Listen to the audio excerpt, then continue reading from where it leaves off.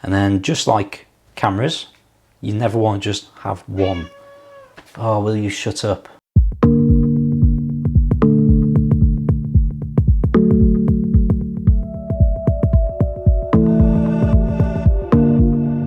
Hi folks, welcome back to the channel. If you're new here, my name is Ben and I'm a photographer and videographer based in North Wales. This is not my usual studio setup. I'm cat sitting this week, but I've still got to make videos. So this week we're talking all about what I take to a wedding in terms of photography. So I actually shot a wedding, my first full day wedding shoot since 2019. This weekend just gone. So I've basically left everything in its place exactly where it was, and we're going to go through it bit by bit. I'll leave links to all the equipment that I've used in this video in the description down below. So to start with, the case. This is a Nanak 935. It's a perfect case for my use case, I think. In fact, I have two of them. They're the perfect size for airline carry-on.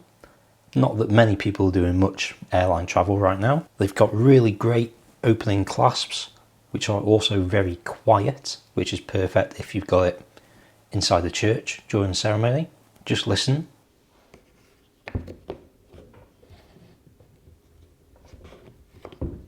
Try doing that with a Pelican.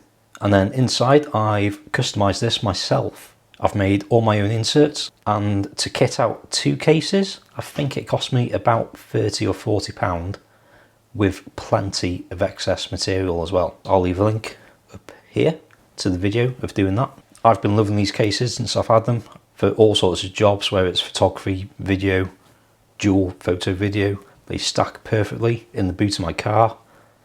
Absolutely perfect for me. So inside the case, first off, camera bodies. My main camera these days is the Sony a7R4, which we're shooting on right now. And then I also still have one of my two Sony a7 IIIs. The a7 III is still, for me, it's still a low light beast. Especially here in the UK, inside the church, it's deceptively dark. Despite the nice big stained glass windows and stuff like that, it is still very dark inside there. So in that case, the a7 III is usually my main camera, but then for everything else, a7R4 is outstanding. Personally, my least favourite thing about the a7R4 is the megapixel count. I shoot in compressed RAW, which gives me a roughly 62 megabyte file.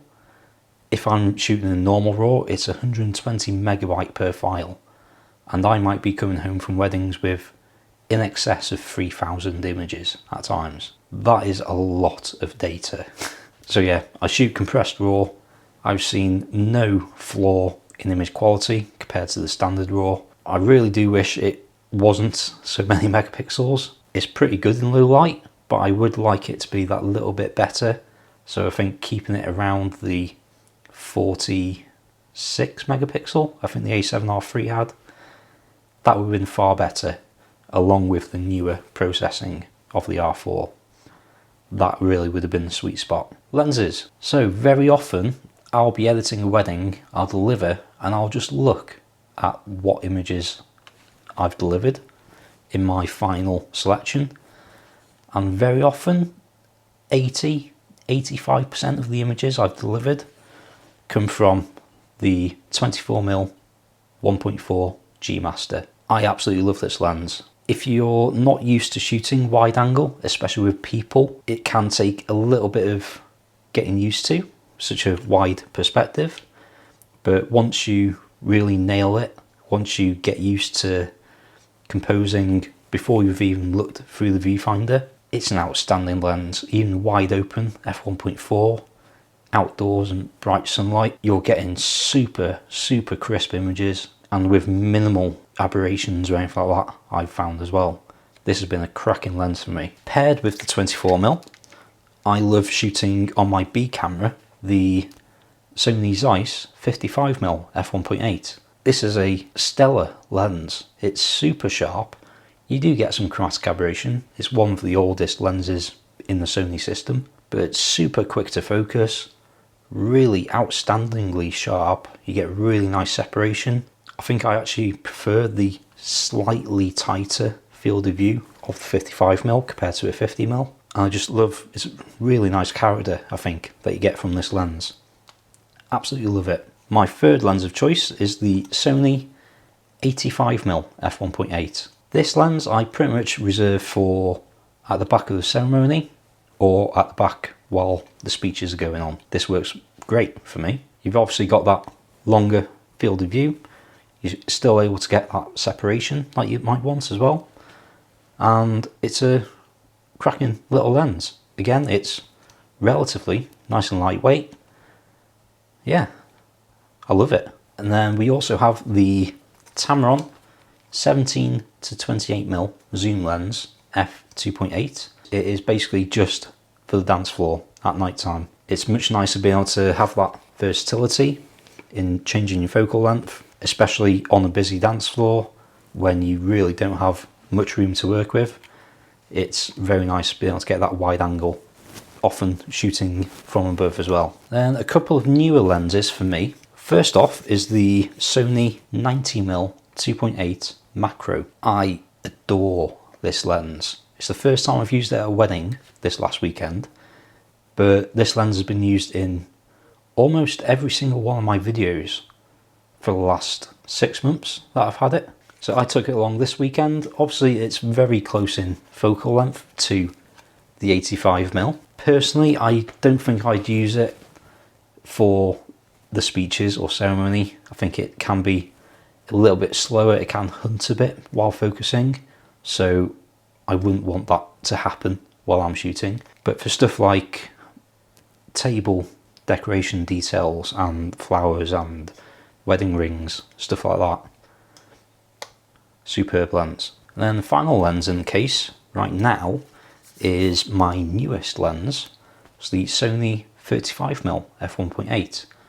Really, I just took this along to have a play with, really, test it out. This is the first 35mm lens that I've owned for full frame camera, so it's a focal length I've not really had that much experience with shooting. The form factor is absolutely fantastic. It's very, very similar to the 55mm f1.8, and some of the images I was getting from it I really liked, but I don't think I'll be using it all that often when I've got the 24mm. What are you doing?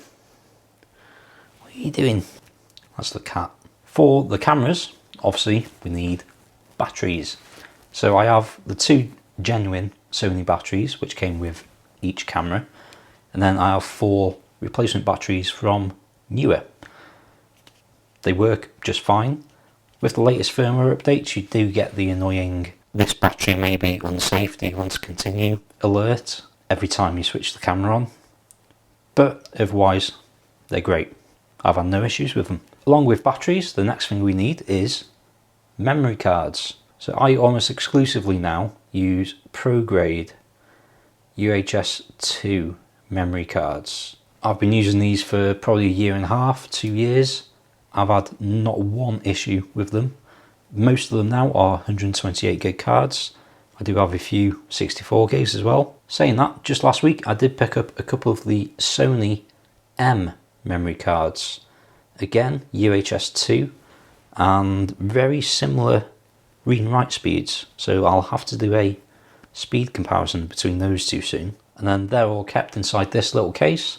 This is from Delkin Devices. Very simple organisation tip. Any used cards, i.e. with data on, I put those in upside down. Any fresh cards ready to go, they're label up. So I'm not going to confuse cards. I'm not going to wipe half a day's wedding by accident. And while I'm shooting redundantly as well. So there's 2 copies of everything straight in camera. I think for weddings more than any other kind of shoot, you do not want to lose those images. Then we've got this little pouch. This is actually the pouch from the Aperture ALM9 LED light. The light itself is in there. It's a nice tiny little thing. It can be handy if you just want that little extra bit of light. It's all adjustable, really nice, daylight balanced.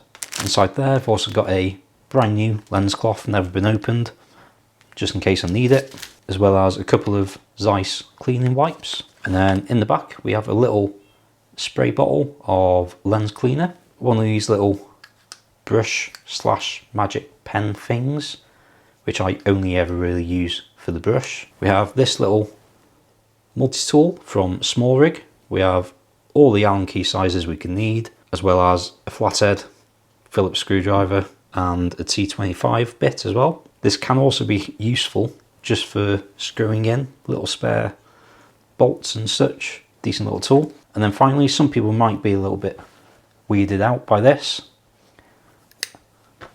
A knife. This is a tiny little thing from Gerber or Gerber. I don't know how you say it. I think it's German. I just keep this in the pouch for pretty much one specific reason. Loose threads and buttonholes. As it happens, this Saturday just gone, the groomsmen, they'd all rented their suits because they're probably never going to use them again, and all the buttonholes where they wanted to put the flowers, they were sewn up, and obviously none of them had thought to bring a pair of scissors with them. And then I came along with this, cut the buttonholes open for them, and they were very, very grateful for it. Then it went back in the case and it didn't come out again. And here we just have a pretty generic microfiber cloth. You always need cloths. Next up, light. I have two Speedlights. Both of them are from Godox, and they are both pretty much identical, except for the names. We have the TT685S, this is the first one that I bought, and we have the V860 Mark II S. And they are very, very similar units really. The main difference is that with the V860 Mark II S, the S is for Sony, it has quite a substantial rechargeable battery. You do get the charger with it as well. It's a 2000 milliamp hour battery, and I have never run out of battery on this one. Generally speaking, when I'm shooting a wedding, I'll stay until first dance and then maybe half an hour, unless the couple have some specific plans later on in the evening. Once you've got 50 dancing shots, the next 500 dancing shots are all going to look exactly the same. You're just shooting to look busy. And then just like cameras, you never want to just have one. Oh, will you shut up? And then just like camera bodies, you don't want to have just one and then be totally screwed if it breaks. So I have two Speedlights. My second one is the TT685S, and this one runs on AA batteries. I just use the white IKEA ladder batteries, and I usually have at least another 4, if not 8 spare batteries. Okay, and then this section right at the end. First off, and I think most importantly for me, is harnesses. So I have 2 different harnesses right now. I have done a video about these 2 as well. I'll leave a link up here. The first one is the Speedlight holster. So this unit very simply clips onto your belt. It's got the belt clip on the back there, and then the plate goes on the bottom of the camera, and it's got this big pin on it, and it just slides in and hangs by your side. I absolutely love this, and I think I will be investing in a second one as well. For now, my second harness is actually the Peak Design Capture Clip V3, along with the Pro Pad from Peak Design as well. And I have a couple of plates that'll fit into that. So your belt just goes through the loop there, plate, bottom of the camera, and it just slots straight in. So that's right by your side. I usually have this one on my left and the Speedlight on my right, and that works pretty well. The one reason I'd like to get a second Spider holster instead of the V3 is that this one is not as quick to get the camera out. Every time you want to get the camera out with the Peak Design one, you still have to push the button in and then slide it out, and I have missed a few shots because of that. Whereas with the Speedlight, you can either have it locked completely and then lift the pin to take it out, which is again a two-handed job, or you can lift the pin completely and that's just freely open. You can take it in and out as you please. And really, I'm never going to be lying on my back or anything like that, so it is always gravity loaded, and I've never once been worried that's going to fall out. Next up, I do keep a Peak Design leash in the case as well. Both of my cameras have the Peak Design anchors on the bodies, so it's really just in case. Maybe at the very end of the day, I might just take one camera onto the dance floor and I'll stick this on just in case someone knocks it. Or maybe if we're going for a little wander around with the bride and groom, rather than having all the weight on my hips, I can just take some of the weight off, even just for a little bit. As standard, we have the obligatory rocket blower. Never be without your rocket blower. And then I have a dual charger. This is for the Sony FZ100 batteries, which both of my cameras use. I can be charging 2 of these at a time. It actually shows you roughly how full the batteries are, and it'll take both USB Type-C and micro USB.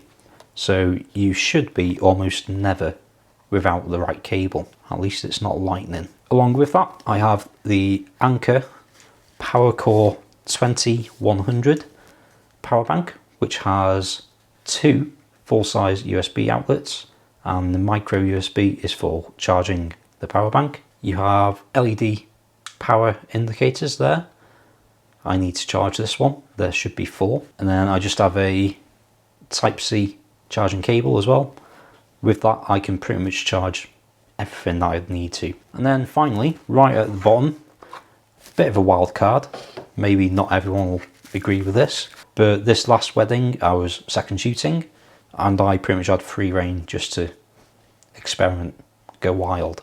So I took a prism with me. So you can get some pretty interesting shots with these. It's very much a case of trial and error at times, but even if you got one incredible shot using this, it could well be worth it. And like I say, I was just second shooting. My main job, once I'd finished with the groomsmen in the morning, was getting sort of documentary style or candid images of guests and stuff like that. So I had a good old play around with that. Whether the main photographer will use any of those images, we'll see. But she's got the options. And then a few other little knickknacks. I always have snacks. I never go to a wedding without snacks. I don't have any to show you because I ate them all on Saturday. Usually it's something savoury. If it's chocolate, it's probably going to melt. So whether it's a bag of crisps, mini cheddars, cereal bars, something like that, you can be shooting for a very long time before you get fed. Usually, as a photographer, you're fed after all the guests have eaten. So you need, at times, that little pick-me-up just to keep going.